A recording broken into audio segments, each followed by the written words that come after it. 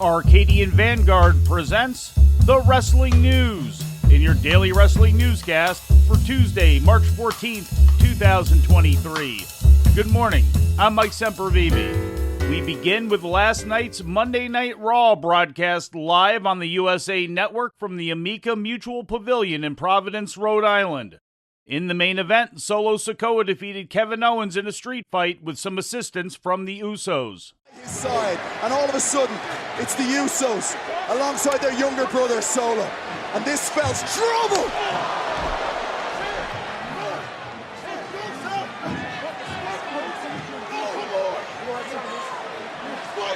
Solo with the Samoan spike.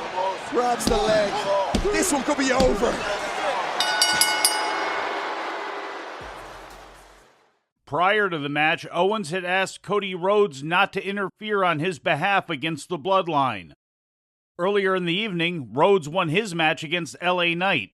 In the opening segment, Finn Balor accepted a challenge from Edge for a Hell in the Cell match at WrestleMania. The entire Judgment Day attacked afterwards, with Johnny Gargano and Dexter Lumis emerging to help Edge even the odds. Following the brawl, Damian Priest and Dominic Mysterio beat Gargano and Lumis in a tag team encounter when Priest pinned Lumis. Also on the show, Dominic Mysterio once again confronted his father Rey, with Rey walking off and refusing to engage.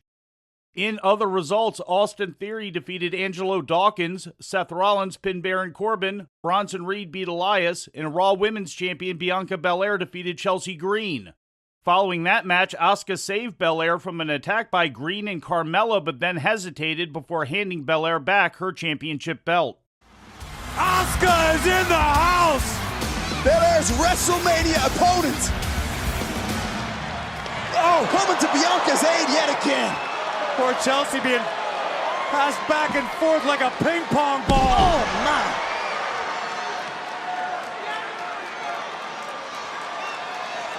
A sign of respect, perhaps? It may be a sign of respect, but that will all go. Oh, wait a minute. 2023 marks 50 years that WWE has been running the Amica Mutual Pavilion, originally known as the Providence Civic Center, then known as the WWF. The promotion presented its first card there in May of 1973, featuring Chief Jay Strongbow against Classy Freddie Blassie in a steel cage main event. In WWE Hall of Fame news, Stacy Keibler is close to being finalized as the next inductee into the Hall, according to a report from PW Insider, with one source describing the deal as 99% done. Keibler and WWE have reportedly been in talks for weeks regarding the induction. Keibler appeared for WWE as both a valet and a wrestler starting in 2001, coming over from WCW after the purchase of the company, and remained with WWE until 2006. She was last seen on WWE TV at the 2019 Hall of Fame ceremony, at which she inducted Tori Wilson. Rey Mysterio has already been announced as the headliner for this year's WWE Hall of Fame class. The ceremony will air the evening of March 31st, following SmackDown at the Crypto.com Arena in Los Angeles. In ratings news, last Friday's SmackDown on Fox drew the lowest total audience for the show in 2 months, yet also the highest key demographic rating of the past month, according to Showbuzz Daily and WrestleNomics. The total audience for the episode was 2.320 million, while the rating in the 18 to 49-year-old demographic was a 0.62, a 7% increase from the previous week. In Canada, SmackDown was seen by an average of 302,100 viewers on Sportsnet 360, with a rating in Canada's key 25 to 54-year-old demographic of 151,900. AEW Rampage experienced an increase in viewership last Friday night while being moved to an earlier hour on TNT, drawing 447,000 viewers as opposed to the previous week's 394,000 for the Revolution Go Home show.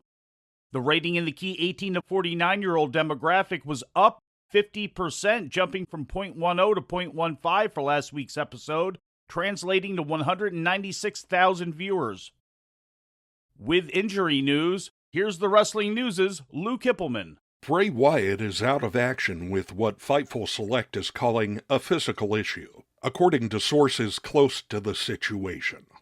Wyatt hasn't appeared on WWE TV since the February 27th Raw, and hasn't wrestled since a Rockford, Illinois house show the previous night. He has since missed several live events, including major ones in Toronto and at Madison Square Garden.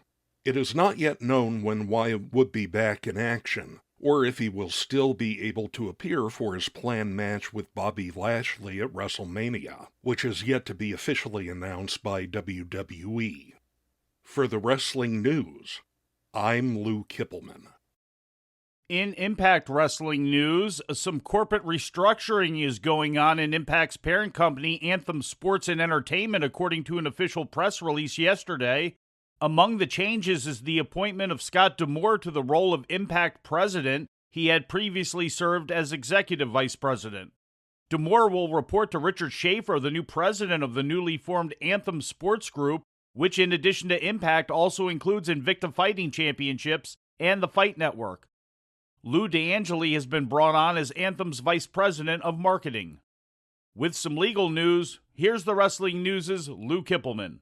Anthony Mayweather, who's wrestled most recently for the NWA, but was best known in the early 2010s as Crimson in TNA Wrestling, was arrested last week in Nashville for violating an order of protection taken out by his wife Heather. The arrest stemmed from an incident on February 24th, when police on a welfare check discovered Mayweather had made several phone calls and texts to his juvenile son and wife in violation of the order. Mayweather, 38, has been previously jailed for physically assaulting his wife in 2016. He is being held at the Montgomery County Jail, with bail set at $1,000. For the wrestling news, I'm Lou Kipilman. And before we leave you today, we'd like to remind you that however you consume your content, you can find the wrestling news 24 hours a day and 7 days a week across social media. On Twitter, follow us at Wrestling News AV. Our Facebook page is also Wrestling News AV. The Wrestling News can also be found on the Arcadian Vanguard YouTube page. And for those who utilize Amazon Echo devices, just tell Alexa to play the Wrestling News podcast. And remember to make sure you add podcast at the end. Once again, for daily updates, breaking news, and more, follow the Wrestling News across social media. And that's the news for today. If anything happens, we will be here to tell you about it. No clickbait, no paywall, just the Wrestling News. The Wrestling News is a division of Arcadian Vanguard, and the Wrestling Newscast is a production of the Arcadian Vanguard Podcast Network.